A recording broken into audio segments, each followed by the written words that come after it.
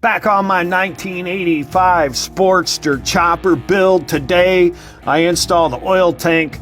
I put the battery box with a hard looking hold down and a custom bracket for the ignition relocation. I'm old school, and welcome to Vintage Harleys Revived. The pile of parts has definitely dwindled, but there comes a point in any build where you just have this massive to-do list.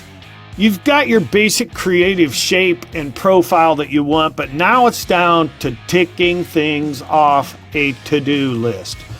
So we start with this oil tank, and the decision I made was to use this old chrome oil tank rather than the black one that I had because it was broken and leaking, I believe, and I'm just gonna leave this rusty and just kind of wipe it off. So we'll get everything out of the way here, get the seat out of the way so that we can put this old oil tank back on the bike. In my mind, this isn't that old of a bike, but I go to thinking about it, it's 40 years old, and these hoses are rusty, crusty, dry. WD-40 works really good to kind of soften these things up. I don't have any on the shelf, so I'm using PB Blaster, which will do the same thing. It just kind of takes the crustiness off of them, makes them slip on and seal a little bit better. Eventually, it'll have all new lines, but decisions have to be made because it's a never-ending continue to fix stuff on bikes that are 40 years old. So get everything tightened up. You know, this whole area underneath the seat here, man, everything is tight. So nothing's easy. All new hose clamps help it seal up a little bit. You can see it's kind of cracked there. Now, when I tighten these down, I kind of make sure with my finger that the hose doesn't twist. If you can move the hose on where you're tightening it down, it's not tight enough and it will seep. So just crank them just a little bit farther until the hose won't twist on whatever it is you're trying to mount that hose on. I don't know where I got this temperature oil cap, but I love being able to see the oil temperature when I'm riding at a glance. So now I got to take the hose back off because we've got to get this wiring back into the front of the fender area where it goes. I'm snapping all these breakers back into their holders so that we can begin to work on the battery box. So I'll finish up a few small things, get this hose put back on, and I get a look at it. I gotta tell you, man, I love these 40-year-old parts and the patina that they bring to the bike. So we'll go ahead and tick this off the to-do list. Oil tank is installed, move to the battery and the battery box and the battery hold down. I use an old cookie sheet to throw all my bolts in so they're just kind of spread out and I can look and see what I need. I also keep boxes of bolts that are sorted according to kind so that I can just reach and grab what I need. But I don't have the fine thread bolts that hold this battery box on, so I'll use the old ones out of the cookie tray. So we're going to throw these bolts in. Now, I bring a tool set over right beside me so I don't have to walk back and forth to my toolbox. I've got several of these tool sets. I use them when I'm out working on stuff mobile or I carry them in my car. I love them. I could do 90% of the work on this bike just out of that toolkit.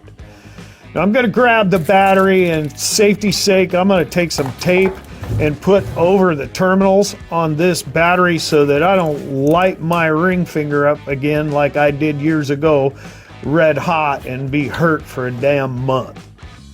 So I don't have the final form of this in my mind, but I've got this in my mind. Raw, gritty, old school.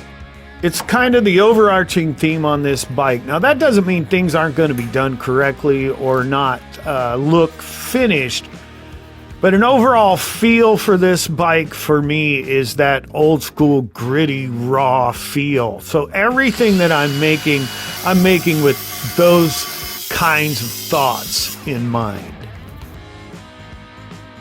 I had an idea of how I was going to use this piece of angle iron to build a battery hold down, so I didn't have to use that flimsy piece of junk that Harley puts on them. You know, it's nothing but a big pain in the ass. And so I was going to use this tab right here, to run a piece of threaded rod up and weld a tab on this side over here and run a piece of threaded rod up, and then be able to go through here like this and bolt the battery down that way. I thought it looked a little more rugged. Well, now that I'm really looking at it, you know, since I got a little smaller battery, I think what I'm going to do is I'm going to drill a hole in the bottom of this tray on either side and run that rod up into here and eliminate this. Just cut that tab off rather than welding another one on. Yep. That's what I'm gonna do.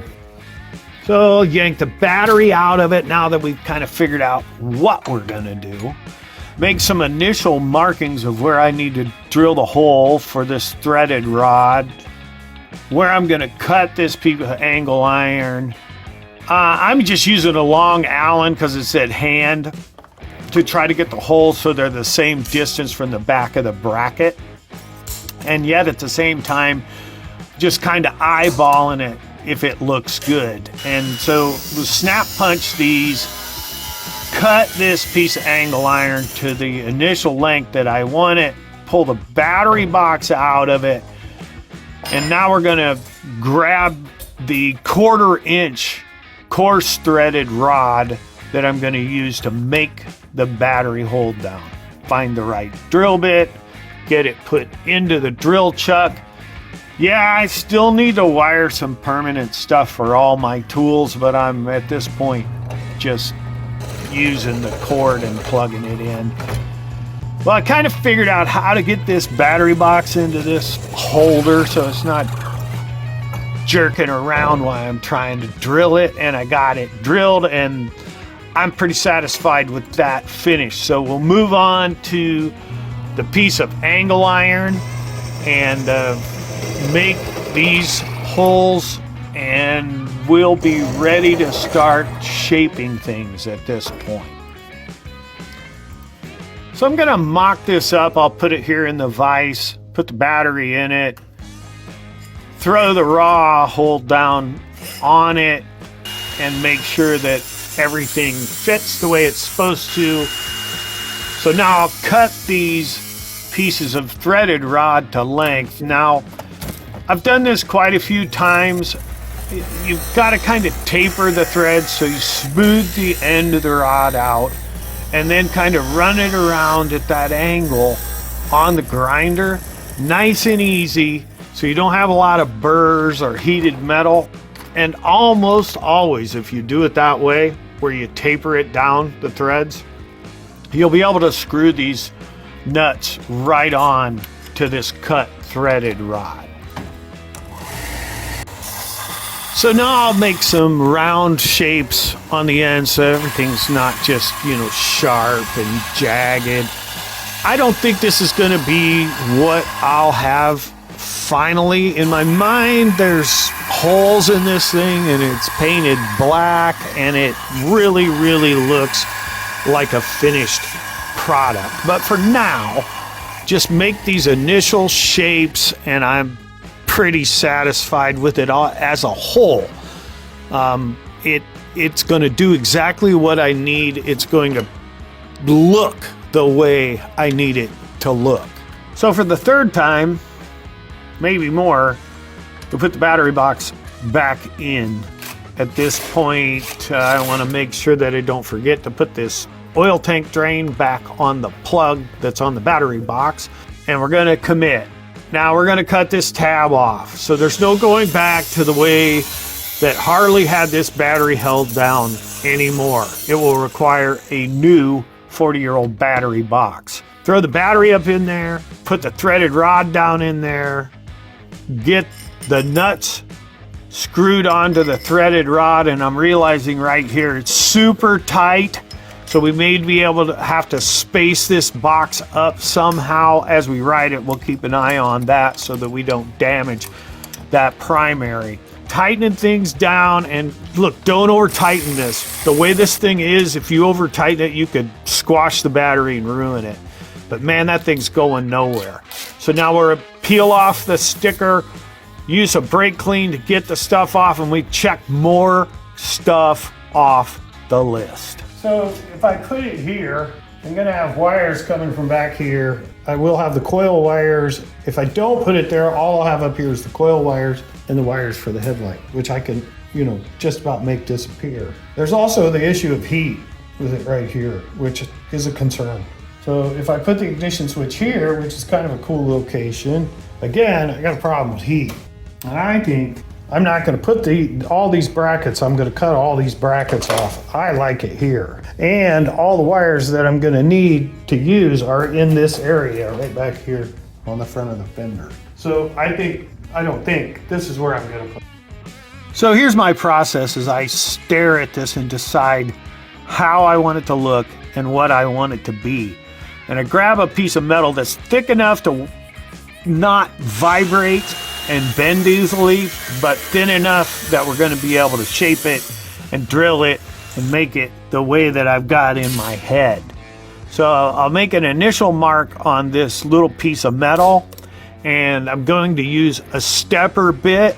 So I'm going to grab my caliper off the wall, measure the barrel of the ignition that goes into the mounting point at 17.29, find the step that is closest to that, and then mark with a silver marker the step above that I want to get to. And when this thing spins around, it'll be easy to see which step I need to stop at. So I'm going to go to the one right before the silver mark. And I know this is squealing and it is loud, but the speed is slow and there's not an excessive amount of heat. So I'm not using any lubrication here because it's heat that kills your drill bits. So here it is. I'm going to throw it in there. It's the right size. Look at it again and make an initial shape around here, trying to get it even from side to side. Now, I know, your parts you get from other people are perfect. I think if it looks good to my eye, it's perfect enough. And it's original. And there's not another one like it. I know I could have bought a tab and then modified the tab to fit this, but I don't think that's what I want. I want to make the parts. If I'm capable of making them, I'm making them. So I'm going to drill this second hole, and then we'll go ahead and begin to shape this again. Now, like I say, in my mind, I've got the shape already. I sat there, I looked at it, I thought it through, and now I'm taken out of my mind as I sit here and grind on this metal, and I'm going to come up with this shape that I have in my mind, and I'm liking this. Okay, now this will be something that in the end we'll blow this thing back apart, we'll paint this black, we'll round the edges off, camphor some stuff, really make it look like a finished product. It's super raw right now, which is good, but a little more raw than what I want. And the parts that I put on this bike that I make, I want them to look like they're supposed to be there. So there it is. Thank you so much for watching this video. I can't express how much it means to me. Like, share, comment, and I will respond. I'm old school. Be good to yourself. We'll see you next time on Vintage Harleys Revive.